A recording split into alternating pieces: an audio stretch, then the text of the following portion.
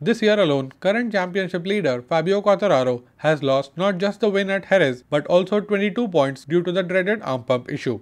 After the Dutch GP, the Frenchman once again complained about the pain in his right arm. Is the arm pump issue coming back merely months after the surgery? My name is Sankalp and this is your Racing News Fix.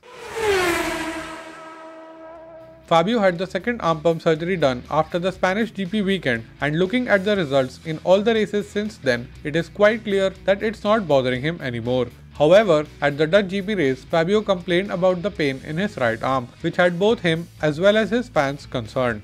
After the race, Fabio said, "It was a really tough race because I was struggling to overtake Pecco, and I struggled a little bit all the weekend with my right arm. To be honest, I could go 3 or 4 tenths faster every lap, but I was feeling really bad and I had a lot of pain from the half race distance. To be honest, I was a little scared about the arm pump."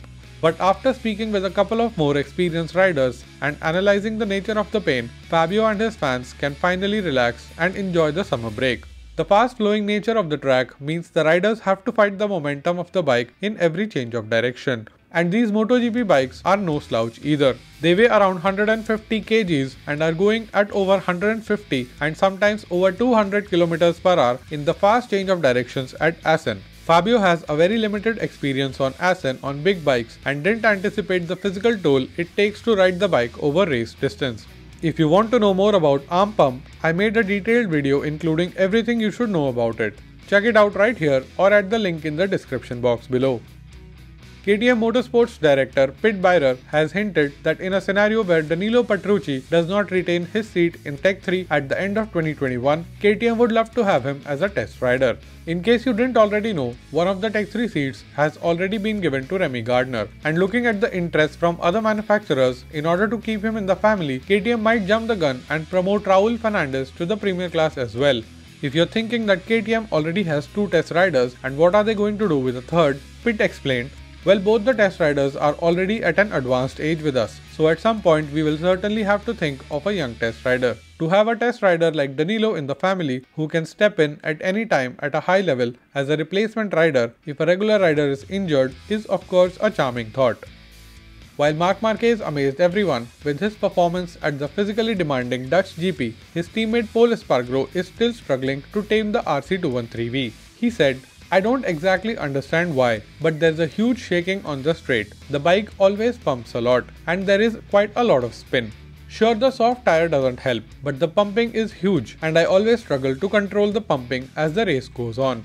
I get super tired and can't manage to be consistent like other guys. The other guys are on full throttle with their bikes, and I am struggling to keep the bike from pumping. But anyway, at the end, it is what it is." At the halfway point in the season, Pol is once again proving how difficult Honda has become to ride, and the fact that the last time a Honda rider other than Marc stood on the top step of the podium was Cal Crutchlow at round 2 in 2018 doesn't help their case either. Just for perspective, almost half of the current grid was still in Moto2 or Moto3 at that time. After the horrendous time Marc had last year, many believed that it was career-ending, and far more believed that he would never be able to completely go back to his old self on the track. Closely involved in the daily ongoings at Repsol Honda and having access to all the data, test rider Stefan Bradl gave his take on Marc's situation at mid-season point. He said, "Yes, he is still old Marc. At the speed he shows, crashing is obviously a part of it, but it doesn't bother him at all. He sits down right back on it and drives as fast as before. That is just a quality that no one else has."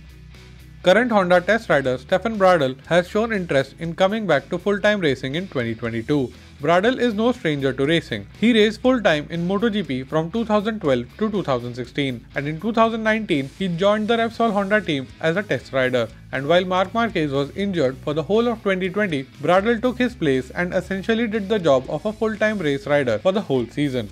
He got into action to come back to racing, particularly after the news of the Yamaha Vinales split came out, and the likes of Jake Dixon and Joe Roberts were being linked to the empty Petronas SRT seat. Bradl, taking a jab at Dixon, made his case by saying, "If there was any interest from a team, I would look closely and listen to it. I have only raced in 3 races this year and I have scored points in all 3. He has been racing all this while and scored only twice." If you made it till here, let me know by hitting the like button. For more such content about all things MotoGP, subscribe to the channel and ring the notification bell. Here are 2 more videos which you might enjoy. My name is Sankalp and I'll be back with another video very soon.